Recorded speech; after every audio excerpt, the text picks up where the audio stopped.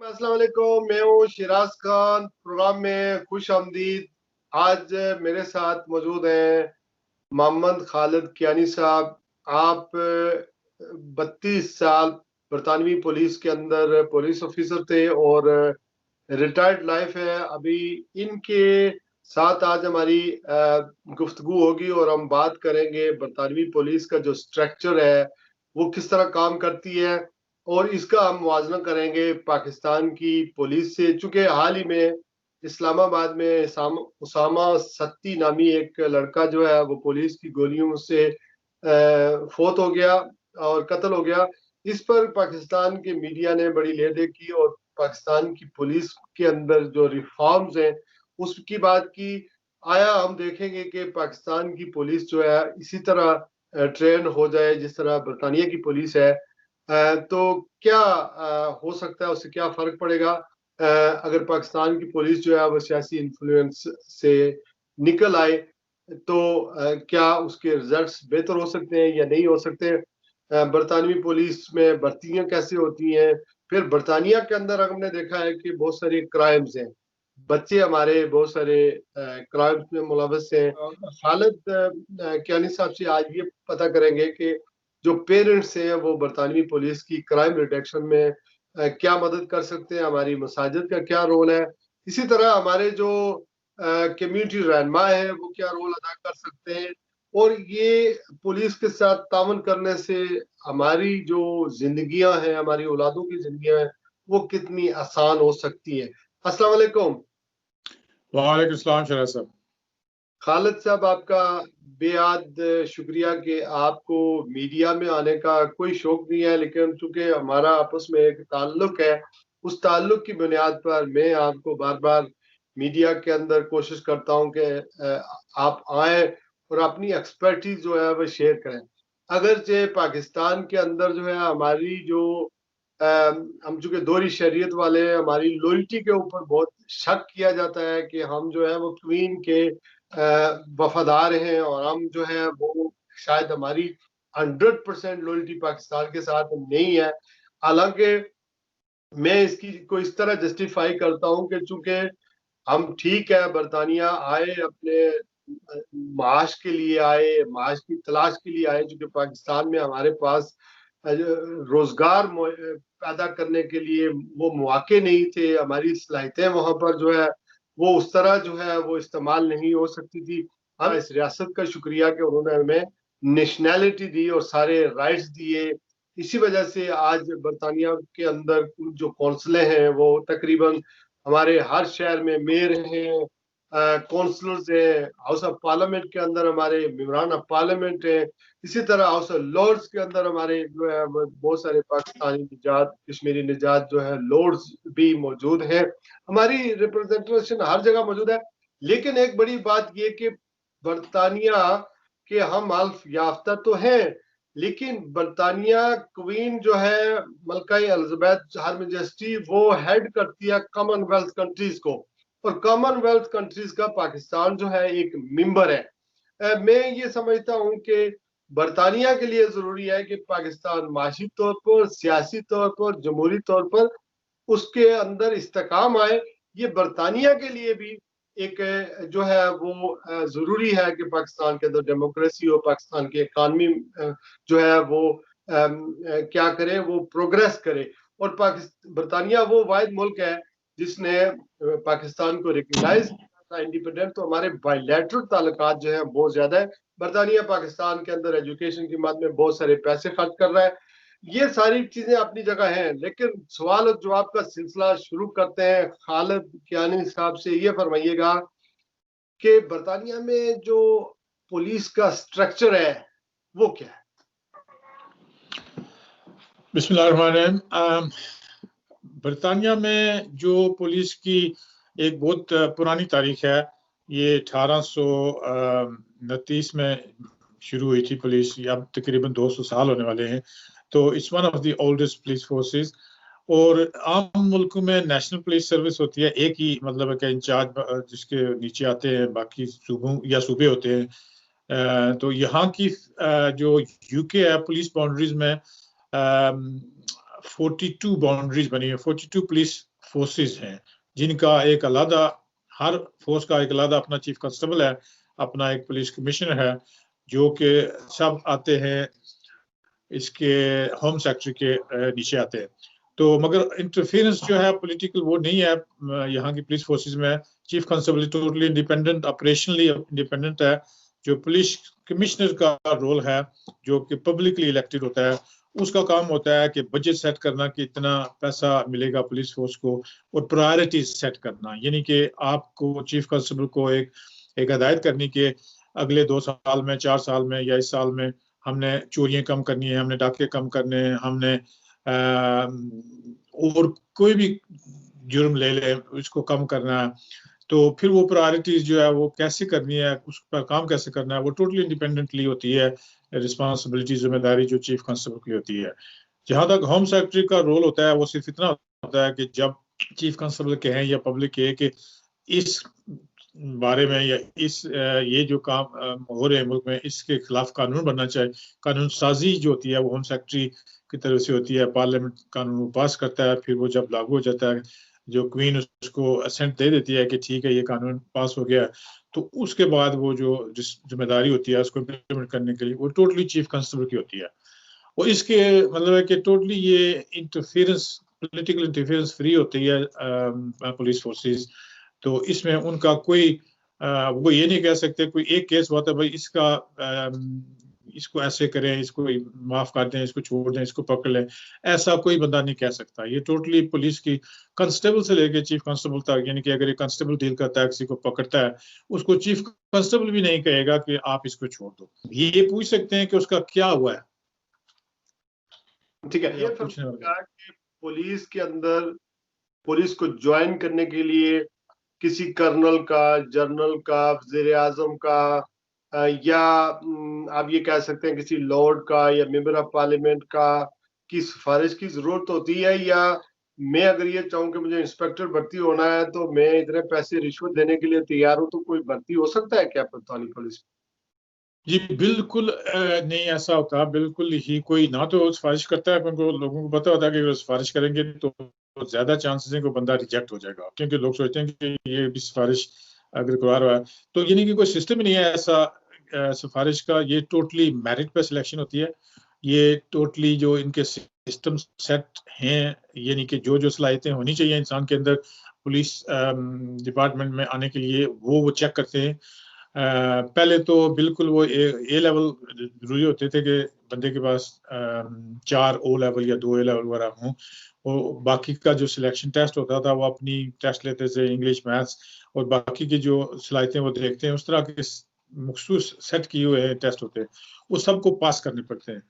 वो जो अब थोड़ा सिस्टम बदल गया कि पहले हर बंदे को कांस्टेबल भर्ती होना पड़ता था, फिर 2 साल के बाद वो आस्ता आस्ता बाकी किसी स्पेशलिस्ट डिपार्टमेंट जाना चाहे जा सकता था, या प्रमोशन एग्जाम होते हैं वो पास करे।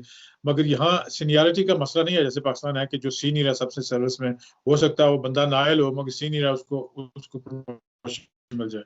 यहाँ जो है वो आपको भर्ती होने की सिलेक्शन के लिए सिर्फ कांस्टेबल का जो ओहदा होता है उस पर आप हो सकते हैं। उसके बाद जो सिलेक्शन होती है वो सलाहियतों को देखते हैं कि वो अपने उन्होंने सारे सिलेक्शन प्रोसेस हैं वो पास करने पड़ते हैं, फिर बोर्ड होता है वो सिलेक्ट करते हैं, फिजिकल टेस्ट होते हैं वो पास करने पड़ते हैं। और उसके अलावा भर्ती होने के बाद अब तो उन्होंने कह दिया कि 3 साल आपको ट्रेनिंग करनी पड़ेगी, वो ग्रेजुएशन करनी पड़ेगी, यानी कि पुलिस की ट्रेनिंग के साथ साथ आपको बाकी की पढ़ाई भी और ग्रेजुएशन, और जब आप 3 साल की ट्रेनिंग खत्म करेंगे आप एक वहां से ग्रेजुएट होकर निकलेंगे। और उसके बाद होती हैं जो स्पेशलिस्ट डिपार्टमेंट्स होती हैं, मसलन CID है, फायर आर्म्स है, ट्रैफिक है, और उनके लिए उनके अपने मखसूस टेस्ट होते हैं, उनकी सलाहियतें जो उनकी वो देखते हैं कि इनमें कौन कौन सी है, वो उस हिसाब से बंदा भर्ती होता है। तो आप ये कह रहे हैं कि बरतानवी पुलिस का जो स्ट्रक्चर है वो एक तो पॉलिटिकल इन्फ्लुएंस से बिल्कुल बालातर है, कोई इंटरफेरेंस नहीं हो सकती।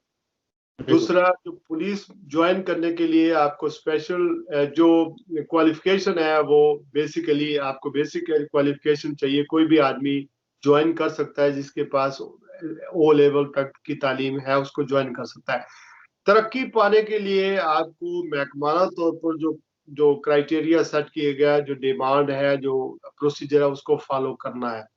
इसमें ये नहीं हो सकता कि आप जो है वो किसी के मंजूर नजर है, किसी सियासी इन्फ्लुएंस है, फौजी इन्फ्लुएंस है, बिजनेसमैन कोई है, वो महकमाना तौर पर आपको तरक्की दिलवा नहीं सकता। आप ये करें।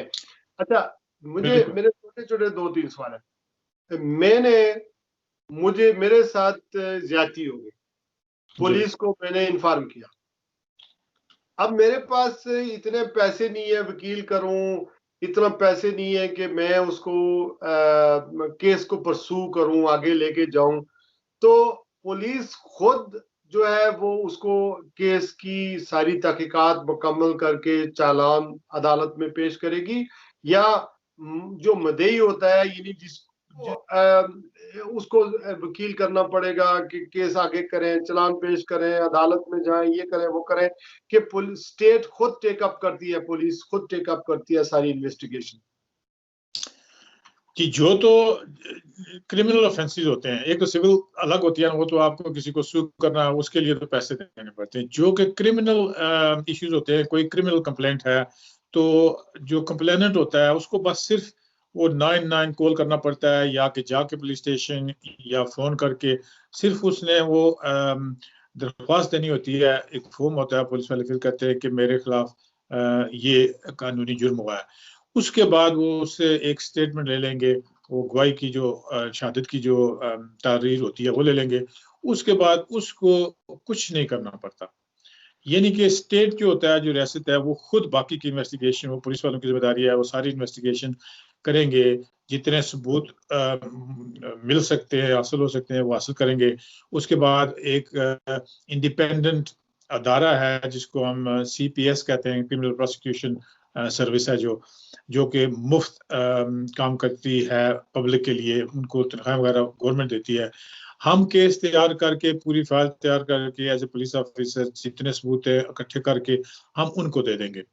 फिर वो असेस करेंगे कि सबूत हैं इतने कि हम इसको कन्विक्शन अदालत में करवा सकते हैं। तो फिर वो कहेंगे कि ठीक है, चलान पुलिस को कहेंगे कि आप चार्ज कर दो, तो हम बाकी का जो केस है कोर्ट में हम लड़ेंगे। वो पुलिस का और टर्न प्रोसिक्यूशन का सर्विस चार्ज होने से पहले राब्ता वो एक दूसरे से करते हैं। उसके बाद वो खुद केस कोर्ट में जाए, मजिस्ट्रेट में जाए, क्राउन कोर्ट में जाए, किसी कोर्ट में भी जाएगा, वो जो रियासत उसकी फंडिंग करेगी। वकीलों को जो क्राउन प्रोसिक्यूशन सर्विस है वो प्रोसिक्यूशन की तरफ से वो लड़ेंगे, और जो डिफेंडेंट होता है जिसके खिलाफ कार्रवाई की गई है, उसके पास अगर पैसे नहीं है तो उसको भी हुकूमत जो है वो मदद करेगी। जो ड्यूटी सोलिसिटर सरकारी वकील होते हैं वो मुहैया करके उसको देंगे। तो यानी कि बस किसी बंदे का कोई खर्चा नहीं होता, ना कंप्लेनेंट का ना डिफेंडेंट का। ठीक है, मैं ये समझाऊं कि सिविल केसेस में मसलन किसी ने मेरे साथ फ्रॉड कर दिया, किसी ने मेरी इज्जत पे हमला कर दिया, किसी ने मेरे पास मेरे पैसे देने, या किसी ने मेरे घर के अंदर आया या मुझे हरासां किया या कोई ऐसा काम किया, तो मुझे खुद जो है वो आप क्या कहते हैं जिसे सिविल केसेस होते हैं, उसमें आपको वकील करना पड़ेगा, आपको सिविल जज के साथ पास जो है वो जाना पड़ेगा। लेकिन जो क्रिमिनल, वो तो फिर जाहिर है वकील के पैसे देंगे, फिर आप जाएंगे, फिर केस आगे बढ़ेगा, आपको इंसान मिलेगा अगर आप राइट है। वो जज देखेगा, जूरी देखेगी वाकई किसी ने इसके साथ फ्रॉड किया, उसका क्या प्रोसीजर है, पैसे कैसे लेने, ये एक लंबा प्रोसेस है। लेकिन ये क्लाइंट को, यानी जो कंप्लेंट होता है, वो खुद उसको ये करना पड़ता है। लेकिन क्रिमिनल केसेस में आप इधर साइड, आप जो है वो आपके साथ ये ज्यादती हुई है, आप मुद्दई हैं, या जो आप जो आपका वकील है अदर साइड, यानी जो डिफेंडर होता है, उसको भी अगर वकील जो है गवर्नमेंट करके देगी, और मदई को भी गवर्नमेंट करके देगी कि ये आपके साथ ज्यादती हुई है, तो कोर्ट ने जस्ट जाके डिसाइड करना है ताकि इंसाफ के पूरे तकाजे पूरे हों। ये प्रोसीजर है बरतानिया की पुलिस का, और ये सियासी इन्फ्लुएंस से बिल्कुल बाहर है। अब ये बताएं कि हमारे पाकिस्तानी बरतानिया में, या कश्मीरी या एशियन जो भी लोग हैं जो उर्दू समझते हैं, उनकी आसानी के लिए हम जो जराइम है बरतानिया में, जो यूथ रिलेटेड है या डिफरेंट क्राइम्स है, you know what I mean really, drugs हैं, दूसरी चीजें, हम क्राइम रिडक्शन के लिए as a community as a whole क्या किरदार अदा कर सकते हैं। उसमें आप मसाजिद के इमाम को भी ले लें, कम्युनिटी के एक्टिविस्ट को भी ले लें, फिर ऑर्गेनाइजेशन बनी हुई है कम्युनिटी के नाम की, ये एसोसिएशन है, वो एसोसिएशन है जो काम करती है, दावे करती हैं। तो हम लोग किस तरह ब्रिटिश पुलिस की मदद कर सकते हैं कि क्राइम जो है उसमें कमी लाई जाए? एक पॉइंट मैं क्लियर कर दूं, वो आपका जो मेन पॉइंट है उसको आंसर करने के लिए, ये जो मसलन सिविल केसेस होते हैं ना, ये ज्यादातर प्रॉपर्टी रिलेटेड होते हैं और सिर्फ एक दूसरे का कोई किसी ने कर्जा देना। इसके अलावा बाकी का जो हरासमेंट या बाकी के जो आपने एग्जांपल दिए वो सारे क्रिमिनल केसेस में आते हैं। जी, हाँ, तो कोई बिजनेस डीलिंग वगैरह है वो सिविल में आती है। अच्छा, उसके बाद हमारी कम्युनिटी कैसे मदद कर सकती है पुलिस को क्राइम रिडक्शन की? उसके बहुत सारे तरीके। जाहिर है कि जब एक प्लान बनता है, पुलिस मिशन कहता है कि आपने चोरियां कम करनी है मसलन, या डाके कम करने हैं, उसके बाद फिर वो पुलिस जो चीफ कांस्टेबल है वो एक स्ट्रेटजी बनाएंगे। वो बनाएंगे कि ये हमने जुर्म कम करने हैं और ऐसे करने हैं। और वो एक तरीका, पूरा एक प्लान बनेगा। फिर वो पब्लिक को शेयर करेंगे कि आप हमारी ऐसी मदद करें, ऐसे मदद करें। मसलन के वो कहेंगे कि अगर कम करनी है, चोरियां कम करनी है, तो गर्मी में अमूमन लोग खिड़कियां खोल देते हैं, तो वो हम ऐसे करते थे कि जाके लीफलेट्स उन खिड़कियों में से अंदर डालते थे कि आप खिड़की बंद कर दें, और दरवाजों को अच्छे ताले लगवाएं। ऐसे क्राइम प्रिवेंशन एडवाइस जो होती है ना, वो हम लीफलेट्स वगैरह जो देते हैं उन पर हम चाहते हैं कि पब्लिक को वो जो इंग्लिश नहीं समझते वो हम ऐसे करते हैं कि उर्दू में भी या किसी लैंग्वेज में जिस तरह की कम्युनिटी है उस लैंग्वेज में प्रिंट आउट करके भेजते हैं। तो वो एक इस तरीके से मदद कर सकते हैं कि वो जो हम लीफलेट्स भेजते हैं पुलिस की तरफ से, वो पढ़े, उन पर असर करें। जो क्राइम प्रिवेंशन और एडवाइस देते हैं पुलिस वाले, एक तो उस पर असर करें ताकि आपकी चोरी ना हो। या वैसे पहले पहले कुछ ऐसे में शॉपिंग करने के निकल जाते थे, तो वो सोना कीमती चीज है ज़ाहिर है, तो वो कान से खींच के तो लड़के लेके भाग जाते थे। उस पर फिर हम एक कैंपेन चलाते हैं, वो एडवर्टाइज करते हैं कि एडवाइस करते हैं पब्लिक को कि ऐसी चीजों से परहेज करें। एक तो ये परहेज करना, यानी कि हमारी शहरियों की जिम्मेदारी होती है कि हम विक्टिम ऑफ क्राइम ना बने। एक तो ये मसला हो गया। दूसरा होता है कि जब वो पॉलिसी या स्ट्रेटजी बनती है तो हमेशा पुलिस, क्योंकि हमारा जो मॉडल है पुलिसिंग का ये है कि कंसेंट, पुलिसिंग विद कंसेंट, यानी कि पब्लिक की कंसेंट के साथ पुलिसिंग होती है। फिर हम जब वो कहते हैं कि जी आप ये क्राइम कम करें, तो फिर वो एडवाइजरी पैनल बनते हैं पुलिस के, कम्युनिटी के साथ वो इंगेज होते हैं। इंडिपेंडेंट एडवाइजरी ग्रुप बनता है एक, जो ओवरसी करता है लोकल पुलिस को, जो लोकल थानों वालों के होते हैं। उसके अलावा ये फोर्स लेवल पर भी होता है, वो वॉलंटियर करे अपनी सर्विसेज, कि अगर वो समझते हैं कि यहाँ पुलिस वाले एक्शन नहीं करते, या हमारे एरिया में, गोरों के एरिया में अच्छी पुलिसिंग हो रही है, हमारे में नहीं हो रही, तो फिर वो जाके उन ग्रुपों में शामिल हों और जो सीनियर ऑफिसर्स हैं उनको बताएं कि भाई हमें भी पुलिस वाले चाहिए, हमें हमारे इलाके में गश्त नहीं होती है इतनी जितनी मसलन सालियर में होती है, या सटन कोलफील्ड में बर्मिंघम के 2 इलाके हैं जो अच्छे महंगे तरीन मकान वगैरह है और ज्यादातर गोरे रहते हैं। तो फिर वो इंगेजमेंट जो होती है कम्युनिटी की पुलिस के साथ, वो लाजमी है। उसके बाद ये जो ड्रग्स डीलिंग का इश्यू है, ये भी एक बहुत बड़ा इशू है, क्योंकि ये बहुत सारे और जराइम को, जो बाकी के जराइम होते हैं उनको भी ये असिस्ट करता है। तो पहली तो ये बात होती है कि जब आपके बच्चे अगर काम नहीं करते, तो घर में मर्सिडीज गाड़ियां खड़ी होती हैं या BMW होती हैं, तो उनसे पूछें कि यह कहाँ से आई। कि हर बंदे के, हर माँ बाप को पता होता है कि मेरे बच्चे की इनकम क्या है और ये इसका लाइफस्टाइल क्या है। तो पहले तो खुद उनको क्वेश्चन करें। उसके बाद अगर समझते हैं कि कोई बंदा ड्रग डीलिंग कर रहा है हमारे एरिया में, तो उसकी इंफॉर्मेशन जो होती है कि उनके नाम या क्या हो रहा है, वो पुलिस को दे। वो मतलब है कि वो एज ए ओपनली कुछ जरूरी नहीं है कि ओपनली दें, वो सीक्रेट कई तरीके होते हैं, फोन लाइन होती है, उन पर क्राइम स्टॉपर्स है मसलन, उनका नंबर आम होता है, उस पर इंफॉर्मेशन दे दें, किसी पुलिस वाले को फोन करके या वैसे फोन करके ईमेल कर दें, किसी तरीके से वो इंफॉर्मेशन पास ऑन करें, फिर वो पुलिस वाले उस पर एक्शन करेंगे। तो फिर ये इस तरह के जराइम है जो रिड्यूस हो सकते हैं। तो फिर उसके अलावा जब अगर कोई देखे कोई जुर्म हो रहा है, तो उसको पुलिस को जाहिर है कि सबूत, वो सारी इन्वेस्टिगेशन खुद करती है, उनको सबूत की जरूरत होती है, और सबसे बड़ा सबूत जो होते हैं गवाह होते हैं। तो कुछ लोग जो अब तो आपकी मतलब सीसीटीवी वगैरह भी है, हम उनकी भी सब सीसीटीवी सर्च करते हैं, वो देखते हैं अगर कोई हमें सबूत मिले। मगर जो पब्लिक का जो उनकी जिम्मेदारी है, वो ये एक शहरी की जिम्मेदारी है, बनती है कि वो पुलिस को स्टेटमेंट दें या गवाह बने। तो इससे भी हमारी कम्युनिटी ज्यादातर ग्रेज करती है, गवाही देने के लिए आगे नहीं आते।